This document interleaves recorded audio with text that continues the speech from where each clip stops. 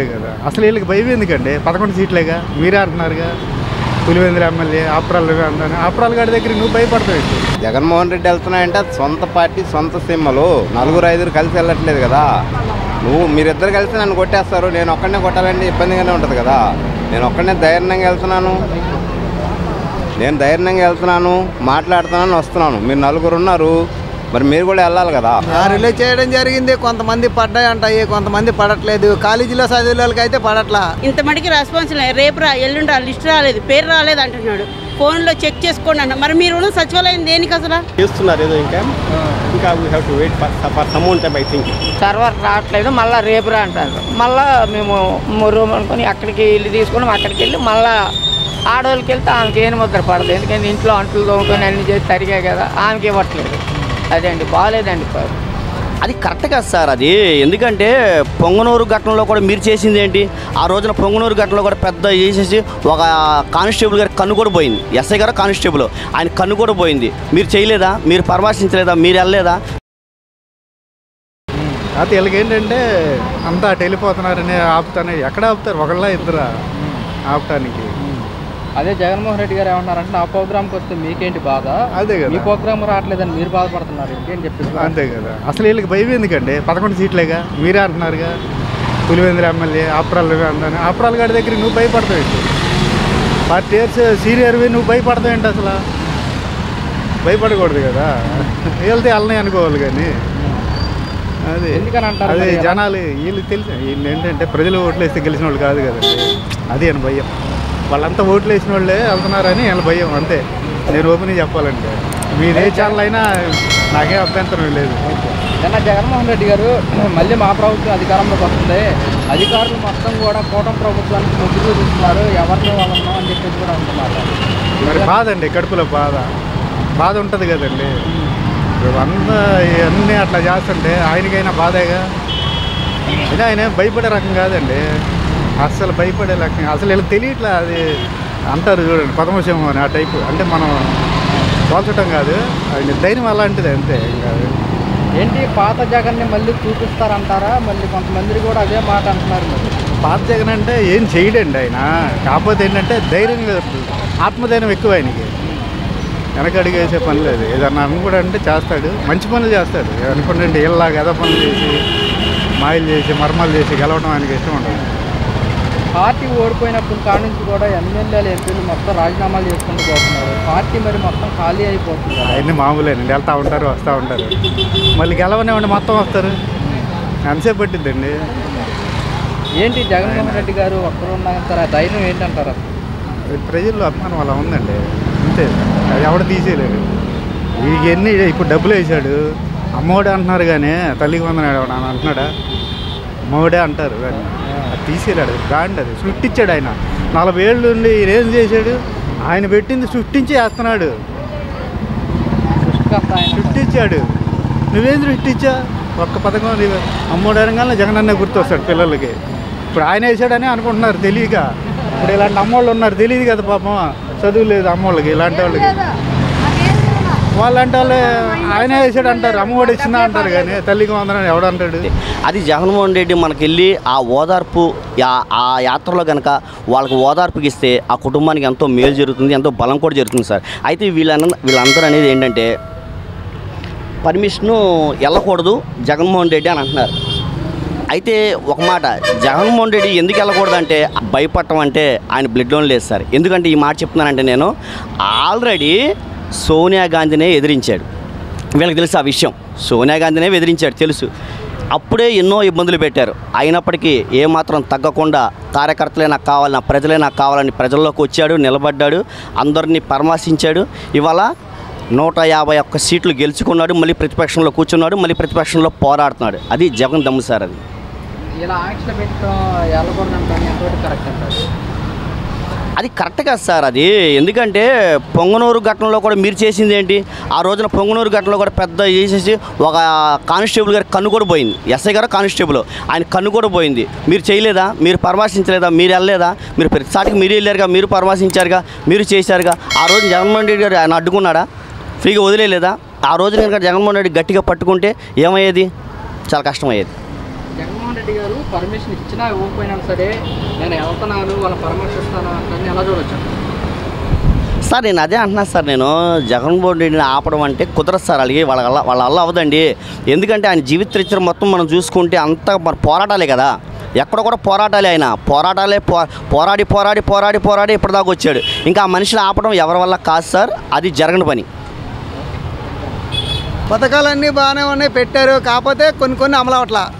అది ఈ రైతు తల్లికి వందనం పథకం కూడా రిలీజ్ చేయడం జరిగింది. కొంతమంది పడ్డాయి అంటాయి, కొంతమంది పడట్లేదు. కాలేజీలో చదివే వాళ్ళకి అయితే పడట్లా, ఈ మామూలుగా స్కూల్లో చదివే వాళ్ళకి అయితే పడుతున్నాయి. మా అబ్బాయి కాలేజీలో చదివాడు, ఇంకా మళ్ళీ ఇంక రేపు ఎప్పుడో తీర్తప్పుడు ఇంకా వేస్తాం అంటున్నారు. ఎత్తారో ఏరో తెలీదు. అది గతానికి ఇప్పటికి తేడా ఏంటంటే ఏం చెప్తారు? తేడా ఏముందంటే ఆయన ఎక్కడొక్కడ తెచ్చో ఏం చేసో ఎప్పటికి వేయవలసింది ఆడికి వేసిస్తాడు. ఆయన ఈయన వేయట్లేదు, అదే తేడా అంతే, ఇంకెట్లేదు. రాష్ట్ర ఖజానా చూస్తే ఖాళీగా ఉంది, అది కాస్ట్ ఇంప్లిమెంట్ చేయడానికి కొంచెం టైం పడుతుంది అంట. అది ఎవరు చెప్పేదైనా అదే కదా అనేది. ప్రభుత్వానికి డబ్బులు లేదు, అది లేవు, ఇది లేవు. తర్వాత ఏమో అవన్నీ అప్పులు ఓడిసాడు ఆయన అంటారు. ఈయన మరి ఏం చేస్తారో తెలియదు కదా ఎవరైనా. అది వ్యక్తానికి అయితే బాగానే ఉంది, నడిపిస్తున్నారు, అన్నీ బాగానే నడుస్తున్నాయి. కాకపోతే పథకాలు వేయడం కొద్దిగా లేటు. అది అంతే తప్ప ఇంకేం లేదు. అది ఎలా ఉంది డెవలప్మెంట్ వైజ్? డెవలప్మెంట్ అన్నీ బాగానే ఉంటాయి. చంద్రబాబు నాయుడు గారు అంతే అంత బాగానే ఉంటుంది కదా. అంటే ఒక్కొక్కరు ఒక అభిప్రాయం ఒక్కొక్కరికి ఉంటుంది. చంద్రబాబు నాయుడు అంటే నాకు ఇష్టం, నేను అలా మాట్లాడతాను. జగన్ గారు అంతే ఇంకొకరికి ఇష్టం, ఆయన అట్లా మాట్లాడతారు, అంతే తప్ప. ఏమా రోడ్లు అయితే మరి చంద్రబాబు నాయుడు గురించి ప్రతి రోడ్డు కూడా బాగానే ఉంటుంది. అది ఆయన 5 ఏళ్ళ రోడ్లు ఎక్కడ వేసారు, ఆయన ఎక్కడ రోడ్లు ఎక్కడ వేయట్లేదుగా. పథకాలు నీ అమ్మ ఒడి బాబు ఒడి తర్వాత అయ్యని ఆయన పథకాలు ఇచ్చుతుంటే పోయినాయి, కానీ రోడ్లు అయితే మటుకు ఆయన వేయట్లేదు కదా. రోడ్లు వేసాలోనే అయితే చంద్రబాబు నాయుడు గారే. మరి జగన్ 2.0 మళ్ళీ వస్తాము 2000 ఏమో దానికి మనం చెప్పలేం కదండి ఎవరైనా. అది జనాల ఇష్టం. అది అంతకుముందు అలాగే చూశారు, ఆయన చూశారు, తర్వాత ఆయన కొద్ది పక్కన పెట్టారు, ఈయన చూస్తున్నారు. అట్లా జనాలు ఎవరికి ఎప్పుడు ఏటో ఉంటుందో మూమెంట్ తెలీదు. ఆయన జగన్ గారు వస్తారని చెప్పలేము, మళ్ళీ చంద్రబాబు నాయుడు గారు వస్తారని కూడా చెప్పలేము. అది అప్పుడు మూమెంట్ అప్పుడు ఆ రకంగా ఉంటుంది. అది పవన్ కళ్యాణ్ గారు ఎలా ఉందంటారు? పవన్ కళ్యాణ్ గారు అంటే ఆయన గురించి మరి మనం చెప్పలేనండి అట్లా. తెలియదు. ఇప్పుడు నేను పోయిన నెల 23వ తారీఖున పెట్టి మా పిల్లకి డబ్బులు రాలేదని, ఇంత మటుకి రెస్పాన్స్ లేదు. రోజు నేను సచివాలయానికి 2 సార్లు వెళ్తాను. పేరు రాపించుకున్నందుకు 20 రూపాయలు తీసుకున్నాడు ఆయన. ఇంత మటుకి రెస్పాన్స్ లేదు. రేపు ఎల్లుండి లిస్ట్ రాలేదు, పేరు రాలేదు అంటున్నాడు. ఫోన్లో చెక్ చేసుకోండి అన్న. మరి మీరు సచివాలయం దేనికి అసలు? దేని పనికి వస్తుంది? మాకు వస్తే ఏదైనా హెల్ప్ చేయాలి కదా. ఏమ్మా మీరు లేనోళ్ళని. నాకు 2 పిల్లలకి పడలా, పిల్లోడు కాలేజీ, పిల్ల స్కూలు, రెండింటికి పడలా. నేను ఎన్ని రోజుల నుంచి తిరుగుతున్నాను. రోజు సచివాలయానికి వెళ్ళొచ్చింది ఫోటో తీసుకుంటున్నాను 2 పూట్ల. వీడియో ఎవరికన్నా చూపించడానికి రేపు నాకు పనికి వస్తుంది. 2 పూటలు వెళ్తున్నాను, 2 పూటలు తీసుకొస్తున్నాను. 23వ తారీఖు నుంచి 5 అన్నారు, 10వ తారీఖు అన్నారు, 2వ లిస్ట్ వస్తుంది అన్నారు, ఫస్ట్ లిస్ట్లో ఎలిజిబుల్ అన్నారు. ఏది ఇంత మటుకి? ఎన్నిసార్లు మీ చుట్టూ తిరగాలి? ఓట్లప్పుడు అవసరమైతే మీరు మా కాళ్ళ దగ్గరకు వచ్చి తిరుగుతారు. ఇప్పుడు మేమేమో మీ చుట్టూ తిరగాలి. 2వ వస్తారు మీరు అసలు? 2వ మమ్మల్ని ఓట్లు అడగడానికి వస్తారా? వస్తే ఇప్పుడు మేము తిరుగులు రేపు అప్పుడు తిరుగుతున్నారు. ఓటుకు 500 ఇచ్చి మమ్మల్ని మోసం చేస్తున్నారు. 500తో మా 5 సంవత్సరాల జీవితాన్ని మీరు కొనేసుకుంటున్నారు. ఏమిస్తున్నారు అసలు మాకు? మేము మీ చుట్టూ తిరగడం తప్పించి మాకేమైనా న్యాయం జరుగుతుందా? ఏదైనా అవసరం మీ కాళ్ళ దగ్గరకు వస్తే గంటలు కూర్చోబెడతారు. మా పని అవ్వదు, రేపు రండి, తర్వాత రండి అంటారు. అది మా సామాజికులది. మీద ఓట్లప్పుడైతేనే వస్తారు. ఏదో డబ్బులు తీసుకున్నారు, ఎవరు ఇస్తున్నారు? ఎవరు డబ్బులు ఎవరికి ఇస్తున్నారు? 500తో మా 5 సంవత్సరాల జీవితం మీరు కొనేస్తున్నారు. ఒక పూటకు వస్తుందా? 4 బతికే ఇంట్లో ఆ 500 ఒక పూటకు వస్తుందా? ఇచ్చేవాడికి ఇస్తారు, లేనివాడికి ఏమొస్తుంది? ఏది రావట్లేదు మాకు అసలు. కూటమి ప్రభుత్వ నాయకులకు సంబంధించి కూడా గడప వస్తాము, ప్రజల సమస్యల గురించి తెలుసుకుంటామంటున్నారు. ఇంత మటుకి మునుపు ఆ ప్రభుత్వం వచ్చినా మాకు ఇంత మటుకి ఇల్లు లేదు. ఏ ప్రభుత్వానికి పెట్టినా ఇదిగో అదిగో అంటున్నారు. లేనోడికి లేదు, ఉన్నోడికి 2-3 ఇల్లు ఉన్నాయి. ఎవరు వచ్చి ఇంటి దగ్గర అన్నీ చూస్తున్నారు, చేస్తున్నారు? ఒక మంచి చెడ్డ ఎవరు వచ్చి కొనుక్కుంటున్నారు? ఓట్ల కంటే వచ్చి అడుక్కున్నారు, బాగానే ఉంది. ఓట్ల తర్వాత మా మొహాలు చూసింది ఎవడొస్తున్నాడు? ఏ గడపడికి పిల్లలకు రాలేదన్నా, పిల్లల స్కూల్ ఫీజు కట్టలేమన్నా, ఏదన్నా ఎవరన్నా హెల్ప్ చేస్తారన్నా, ఒక నాయకుడి దగ్గరికి వెళ్తే 1కి 4 సార్లు తిప్పుతున్నారు. రేపు రా ఎల్లుండ్రా అంటున్నారు. పని అవుతుందా? ఏ పని అవ్వట్లేదు. పిల్లలకి అవ్వట్లేదు, ఎవరికి అవ్వట్లేదు. మీకు నచ్చితే మేము ఏదైనా ఎదురు బెనిఫిట్ ఇస్తేనే పని అవుతుంది, లేకపోతే లేదు. చూడాలి, ఇంకా కొద్దిగా టైం పడుతుందేమో, కొద్దిగా వెయిట్ చూడాలి. ప్రస్తుతానికి చేస్తున్నారు ఏదో, ఇంకా we have to wait for some time I think. Sir చిన్న విషయం, మనం చూసుకుంటే కనుక రీసెంట్గా పిల్లలకి తల్లికి వందనం ఇంప్లిమెంట్ చేశారు, పథకం కూడా రిలీజ్ చేయడం జరిగింది కదా. ఏమంటారు? గతానికి ఇప్పటికి ఎలా ఉందంటారు మీ అభిప్రాయం? అది నా అభిప్రాయం అంటే ఇంకొద్ది టైం ఇవ్వాలేమో అనిపిస్తుంది నాకు. వాళ్ళందరికీ కొద్దిగా టైం ఇస్తే బాగుంటుంది. ఇంకా 1 year కదా అయింది, ఇంకా ఇంకొద్ది టైం ఇస్తే ఇంకొద్ది బాగా చేస్తారేమో. ప్రస్తుతానికి ఇంకా struggling, they are in struggling time. ఇంకొద్దిగా బాగా చేస్తారేమో నాకు అనిపిస్తుంది. సార్, సీఎం గారు మనకి అమరావతి క్యాపిటల్ పూర్తి చేస్తామని చెప్తున్నారు కదా, ఎలా అనిపిస్తుంది? 3 ఏళ్ళలోనే పూర్తి చేస్తామని 3 ఏళ్ళు కొద్దిగా అసాధ్యమేమో అనిపిస్తుంది. ఇంకా డబ్బులు అమౌంట్ చాలా కావాలి కదా, ఇంకా 3 ఏళ్ళు అసాధ్యమేమో అనిపిస్తుంది. ఇంకో 5 years టర్మ్ వస్తే కూడా అప్పుడు చేయొచ్చేమో. ఎలా ఉంటుంది అంటారు పూర్తి అయితే? మనకి యువతకు కానివ్వండి, అమౌంట్ అమరావతి పూర్తి అయితే బాగుంటుంది. కూటమి ప్రభుత్వం పరిపాలన బాగలేదండి. ఎందుకంటే గడప గడికి వస్తామంటున్నారు కానీ రావట్లేదు. మరి ఇప్పుడు నాకు 2 నెలలు అయింది, బియ్యం అందలేదండి. ఇంటికి తీసుకొచ్చి ఇచ్చేస్తాం, మీరు వెళ్ళిపోండి, మీకు 68 సంవత్సరాలు, నాకు మీకు ఇంటికి వచ్చి ఇస్తామన్నారని మేము వెళ్ళట్లేదు. వెళ్ళకపోతే అప్పటికి నేను అడిగా, ఏమంటే వ్యాన్లో తీశారు, ఇంటికి మీరు ఎలా తెచ్చి ఇవ్వగలరు? అంతే కదా, మేము అద్దుకున్న వాళ్ళము, మేము కొద్దిగా లేబర్ కుటుంబం, రోడ్ల మీద కాయలు అమ్ముకున్నాం. ఇక ఓనర్ కోపం వచ్చినా మేము ఖాళీ చేసేయాలి, మాకు కోపం వచ్చినా ఖాళీ చేసేయాలి. మాకు ఎలాగ అందుతాయి చెప్పండి అని. మీకు వస్తాయి అంటాను, రాలు, అది రావట్లేదండి. ఇప్పుడు ఈవేళ ఇప్పుడు వెళ్ళాలి, తెచ్చుకోవాలి బియ్యం, స్టోర్కి వెళ్ళే తెచ్చుకోవాలి, ఇంటికి మరి రావట్లేదండి బియ్యం. అది గతంలోనేమో రేషన్ డెలివరీ వ్యాన్ వచ్చేది. మేము ఏ వీధి ఇల్లు మారిపోయి ఎక్కడికి వెళ్ళి ఆ రోడ్లో వచ్చిన వ్యాన్కి మేము ఆధార్ కార్డు ఏదో పెట్టుకుని వెళ్తే పోసేవాళ్ళండి. ఇప్పుడు లేదు, తంబ పడకపోతే కళ్ళుకు తీస్తారు, కళ్ళుకు పడలేదు అనుకోండి, సరే నెక్స్ట్ ఇప్పుడు ఇది రావట్లేదు, సర్వర్ రావట్లేదు, మళ్ళీ రేపు రా అంటారు. మళ్ళీ మేము రూమ్ అనుకొని అక్కడికి ఇల్లు తీసుకొని అక్కడికి వెళ్ళి మళ్ళీ ఆడవాళ్ళకి వెళ్తే ఆమెకి ఏం ముద్ర పడదు. ఎందుకంటే ఇంట్లో అంట్లు తోముకొని అన్ని చేసి తరిగాయి కదా, ఆమెకి ఇవ్వట్లేదు. అదే అండి, బాగాలేదండి పరిస్థితి. గడప గడపకు వస్తున్నామంటున్నారు, ఏమి రాలేదండి. మరి గడప గడపకి అయితే నేను 70 సంవత్సరాలు అబద్ధమైన పని నాకు లేదు కదా. ఏ ప్రభుత్వం అయినా వస్తనే అంటే వస్తనే అని చెప్తారు, రావంటే రావని చెప్తారు. అది రావట్లేదండి. గతంలో ఎలా ఉండేదంట? గతంలో వచ్చేవండి, ఒకవేళ నేను కాయలు అమ్ముకోవడానికి వెళ్ళిపోయినా ఆడవాళ్ళకి ఎందుకు వచ్చి రేషన్ కార్డు చూపించిన పోసోలు. ఇప్పుడు మీరు స్టోర్ ఎక్కడ ఉంది అక్కడ వెళ్ళి తెచ్చుకుంటా అంటారు. మేము ఇప్పుడు ఇల్లు మారాము, అక్కడ అడిగామనుకోండి, అక్కడ రోడ్లో పోస్తాను స్టోర్లో, మీరు తొలి ఎక్కడ తెచ్చుకోరు అక్కడికి వెళ్ళిపోమంటారు. అది మాకు చాలా ఇబ్బందిగా ఉందండి మాలాంటి వాళ్ళకి. మరి జగన్ గారు మళ్ళీ మేమే వస్తాము, అన్ని పథకాలు ఇస్తామంటున్నారు. మరి అంటే జగన్ గారు వస్తే అన్నీ చేయగలరండి. ఎందుకంటే ఎవరు ఇంటికి వెళ్ళేవాళ్ళు కాదు. అమ్మ ఒడిలు అని, రైతు భరోసా అని, ఆడపిల్ల నిధులు అని, ఈ ఇదేది విద్యా దీవెన, వసతి దీవెన, ఈ మిషన్ కుట్టిన వాళ్ళకి, ఈ ఇస్త్రీ చేసిన వాళ్ళకి అందరికీ డబ్బులు వచ్చాయండి. ఈ ప్రభుత్వం వచ్చే నుంచి ఎవరికి రాలేదండి. అదిగో మొన్న అమ్మఒడి పడుతుంది అంతే. అంటే 2 పిల్లలతో ఒకలా పడింది. వాళ్ళ గురించి వెళ్ళి అడిగితే ఇంకా నెక్స్ట్లో పడతాయి అంటారండి.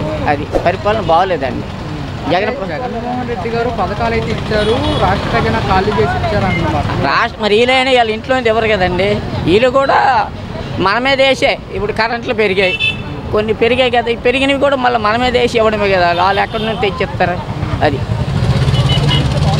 చూసుకుంటే కనుక మనకి గతంలోనేమో వాలంటీర్స్ వస్తుంది, మరి కూటమి ప్రభుత్వంలో వాలంటీర్స్ అవసరం కదా, ఎలా ఉంది? అప్పుడు బాగుందంటారు? అప్పుడే బాగుందండి.